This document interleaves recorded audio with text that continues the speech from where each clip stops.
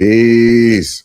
Peace and love, family. It's your noble, A. Wright Bay from the Burning Bush Tabernacle Science Temple and School. And we like to send love, truth, peace, freedom, and justice. Listen, it's been a while since we journeyed through the knowledge of self, but we had something just drop on yesterday that the spirit led me to just jump on and, share because there needs to be some clarity around what Prophet Noble Jew Ali did and the impact of it in a plain way. Islam, I'm not here to editorialize the message. I just want the message to lay out there as it is. Amen. So on June 30th, 2006, the Supreme Court handed out a landmark decision to uphold birthrights, citizenship here in the United States of America, according to the 14th Amendment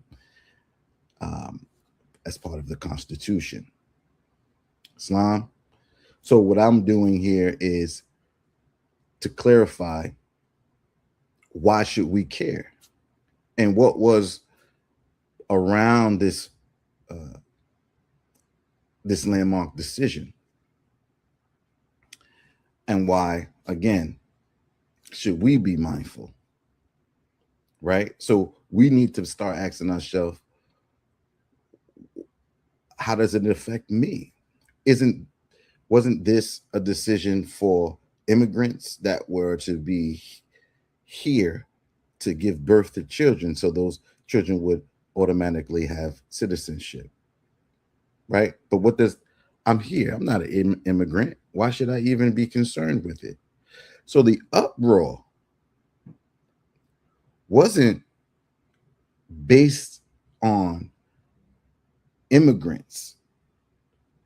The precedent was that if birthrights were no longer granted in the 14th Amendment, right, the bigger fallout was about America's former slaves and their descendants. How would they be classified? So this is where we began our brief discourse. And again, I'm going to read verbatim by the grace of Allah as I prepared and gathered some materials to just walk us step by step. Islam. So without further ado, we're going to bring it on stage. Boom. Let's get us some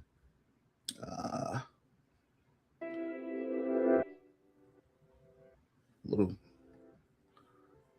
lo-fi playing in the background. Come on. We're going to jump right into this because I won't be before you long, but I will read this verbatim in light of the landmark decision made by the Supreme Court Justice to uphold the 14th Amendment and not to remove birthright citizenship from those born here in the United States. Let's go. This was formed as a question and answer piece so that it clarifies some of the questions that may haven't yet been asked. And we begin. Allah, the Father of the universe, the Father of love, truth, peace, freedom, and justice. Allah is our protector, our guide, and our salvation by night and by day through his holy prophet, Drew Ali. Amen. Aya Asha Aya. Shalom Alakim. Al-Rahman Al-Rahim. Al-Haq Yamu Hamim. Holy Aisha. Peace, peace, peace, peace, peace, peace, peace, peace. To all the God men and women out there and the divine light seekers. Islam. When Noble Drew Ali taught on nationality and birthrights, how does it relate to citizenship of the people? And while we're reading this, this is grounded, right, in the Moorish framing of nationality and birthrights. We are going to separate it out in the spiritual principle, the civic principle, and the practical citizenship meaning, so it stays clear and balanced as we begin. How Noble Drew Ali's teaching on nationality and birthrights relate to citizenship. Noble Drew Ali's teaching was essentially saying a people cannot fully function as citizens until they know who they are as a people. In his framework, nationality was not just a label, it was the recovery of identity, dignity, lawful standing, ancestry, duty, and moral responsibility. The Morris text frames this directly. Come, all ye Asiatics of America, and hear the truth about your nationality and birthrights. Why? Because you are not Negroes. Learn of your forefathers' ancient and divine creed, that you will learn to love instead of hate. Come on. Number one, nationality gives the people a name beyond imposed labels. In Drew Ali's teaching, terms like Negro, Black, or colored were viewed as imposed descriptions, not true national names. The point was not merely racial pride, it was civil restoration. I repeat, civil restoration. A color does not describe a nation, a people, a constitution, a lineage, or a diplomatic identity. So when Noble Drew Ali taught Moorish American, he was giving the people a national consciousness. Again, so when he taught Moorish American, he was giving the people a national consciousness, a way to stand what? As members of a historical people, not as a scattered social category. That is why, watch this, in literature, when it states that the aim of the Moorish Science Temple of America was to promulgate the Mohammedan religion and give to all Moorish Americans their national free name. Point number two. Birthright connects identity to inheritance and duty. So this entails birthrights means more than land or legal rights.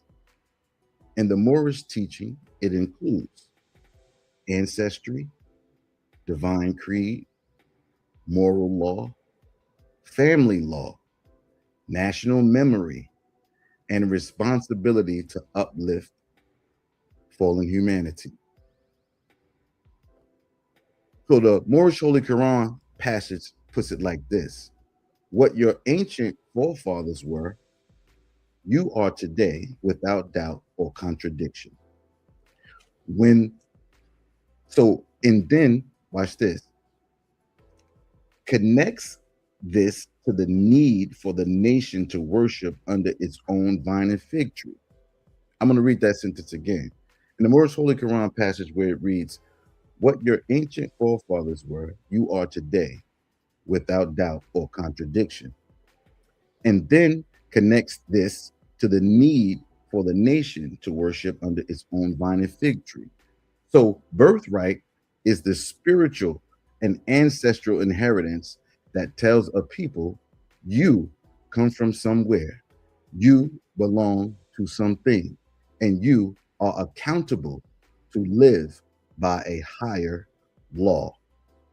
Point number three, citizenship. This is key. Citizenship becomes sacred responsibility, not just paperwork. This is where it relates directly to citizenship.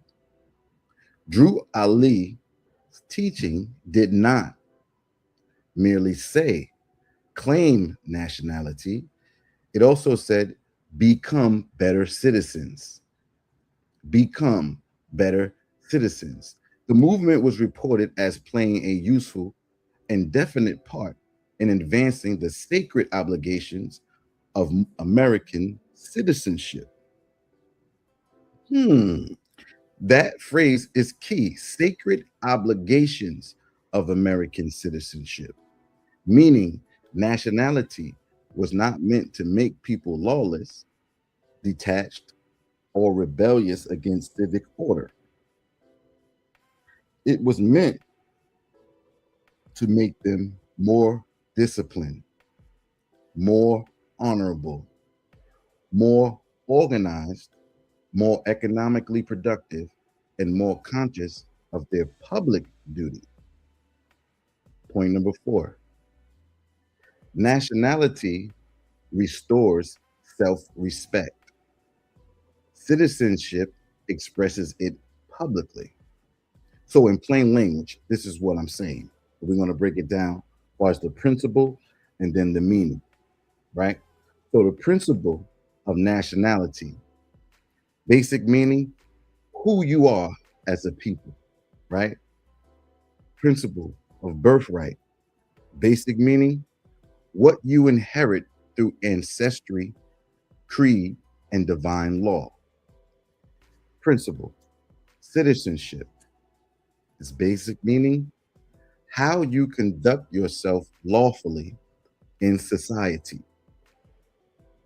Last one, principle, civic duty, basic meaning, how you uplift family, community, and nation. So the teaching is profound because it joins identity with conduct. So a person does not only declare nationality with the mouth, they prove it through their lawful behavior, good deeds, discipline, family order, community building, and public responsibility. The text also says the Moorish Science Temple was organized around love, truth, peace, freedom, and justice, and that its laws were to guide meetings and conduct by those principles. Watch this. The deeper interpretation. Metaphysically, Noble Drew Ali was teaching that a people without self knowledge live under another people's imagination. Once they recover name, creed, ancestry, and law, they recover their inner throne. Citizenship, then, is the outer garment of an inner awakening. I'll repeat. Citizenship, then, is the outer garment of an inner awakening. A people must first know who I am, whose I am, what law governs me, what duty do I owe to my people and humanity. Then citizenship becomes more than legal status. It becomes upright living and public form. Balanced note. This teaching should not be confused with rejecting lawful civic responsibility. The strongest reading is that Noble Drew Ali was calling the people to national self knowledge and better citizenship, not disorder. The message was reclaim your name, honor your forefathers, learn your divine creed, and become a lawful, upright, productive people under love, truth, peace, freedom, and justice. He mentioned that the people were part and parcel of this said government. And how does that relate to the 13th, 14th, and 15th Amendment? Yes, the phrase part and parcel of this said government is a powerful civic statement. In plain terms, it means the people are not outside the government. They are one of the living sources of it. The government is not supposed to be some foreign power hovering over the people. It is constituted by the people, for the people, and through the people's lawful status, participation, and responsibility. Now, we're moving on into the Moorish reading. From the Moorish Science Temple of America's angle, watch this.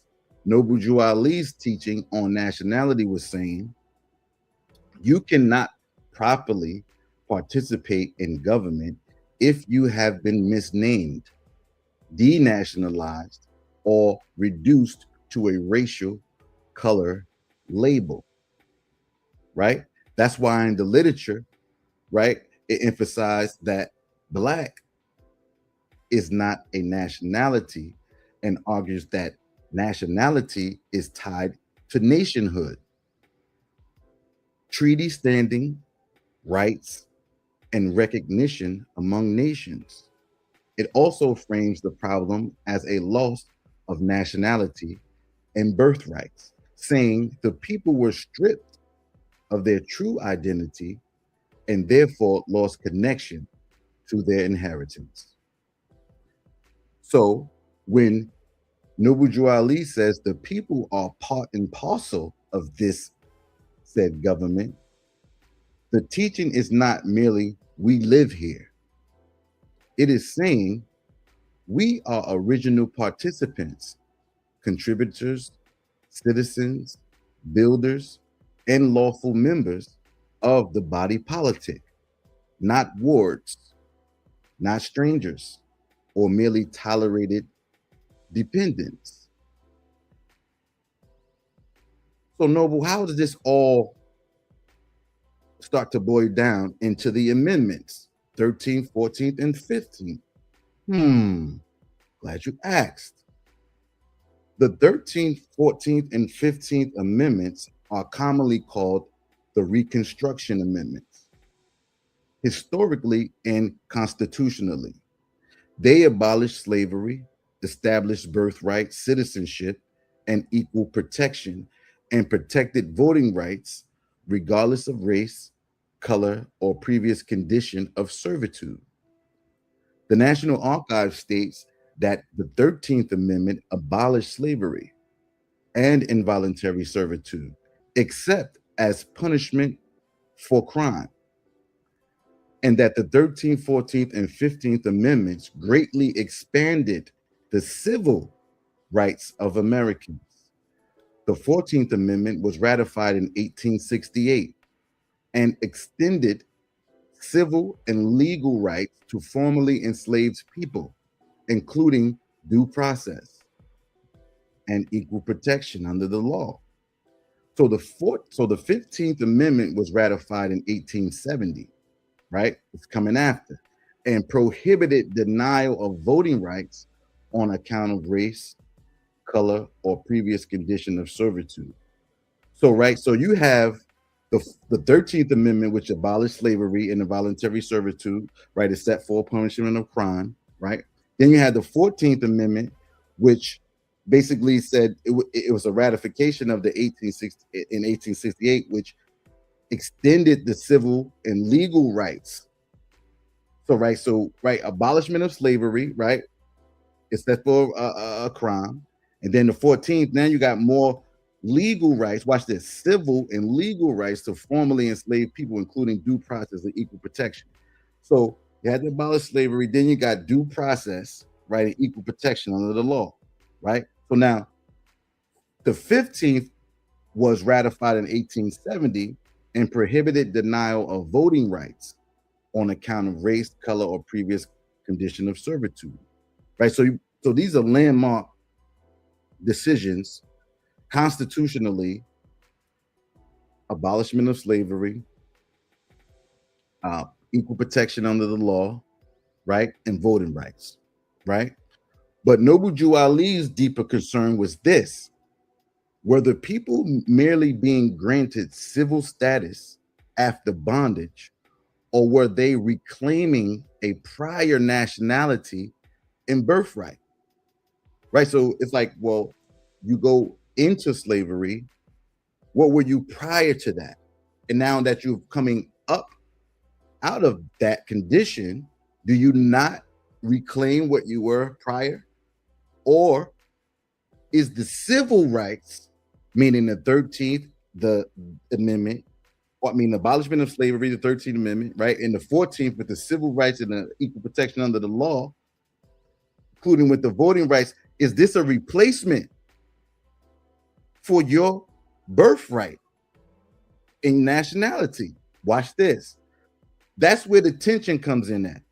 Just so we want to make this plain. And I had to editorialize that a little bit just to frame it in your mind, right?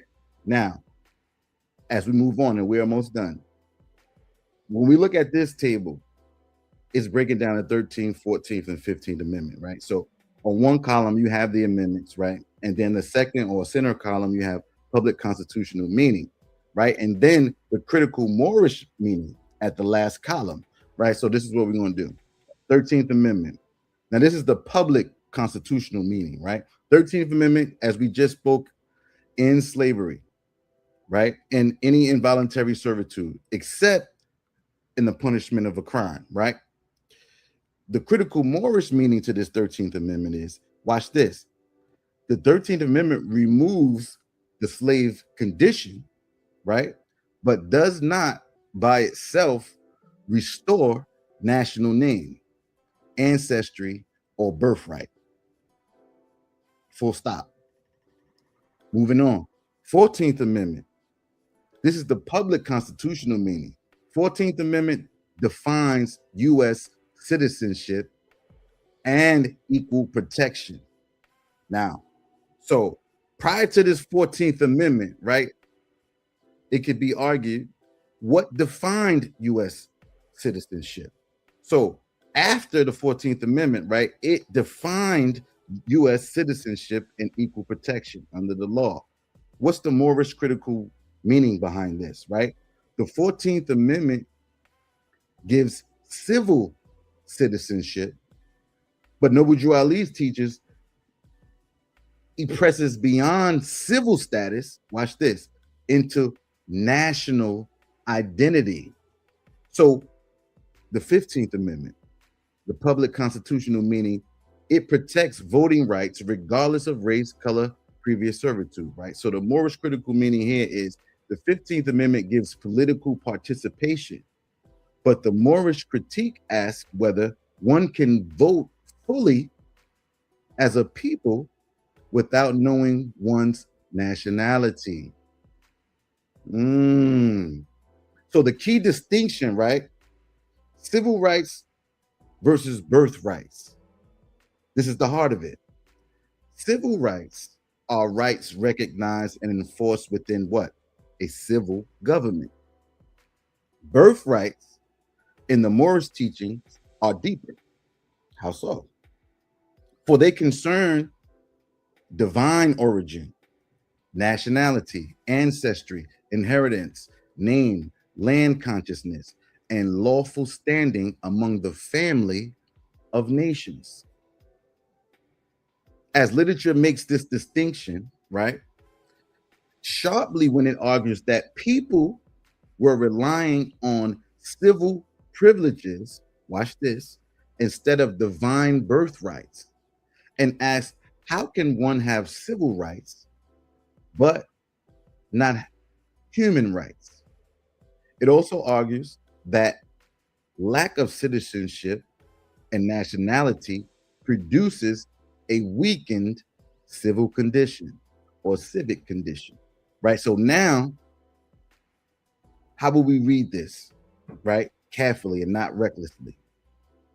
This is a plain, unemotional reading. We treat it academically. Under present U.S. law, the 14th Amendment does establish U.S. citizenship for persons born or naturalized in the United States and subject to its jurisdiction. But in Noble Drew Ali's spiritual national framework, he is pushing the people to understand that citizenship without self-knowledge can still leave a people dependent, confused, and politically immature. So let's close this out. So what was he really teaching? That is one of Prophet Noble Drew Ali. He was teaching that the people should not see themselves as merely former slaves, racial minorities, dependents of civil rights legislation, or people waiting to be accepted. He was calling for us to see ourselves as a nation, conscious people with a divine creed, lawful name, civic responsibility, and duty to uplift humanity. That is why the Moorish Holy Quran says that the Moorish Science Temple is lawfully chartered and incorporated organization, and that it works for the redemption, right? Watch this, under of the people, under love, truth, peace, freedom, and justice. It also calls the people to hear the truth about your nationality and birthrights, so they may learn to love instead of hate. So right here, we can clean it up, right? So this is the clean synthesis right here. The 13th, 14th, and 15th Amendments gave a constitutional remedy to slavery, to citizenship exclusion, and voting exclusion, right? So what Noble Drew Ali's teaching aimed at was a deeper remedy, though, to restore the name, to restore the nationality, to restore the birthright, to restore the moral law, then become better citizens. So the part and parcel of this said government means the people are not political outsiders. But Noble Drew Ali would say they must know themselves correctly to function as true members of the body politic, not as a color class, not as a slave descendant legal category only, but as a people with nationality, divine origin, and civic duty. Islam. Peace and love, family.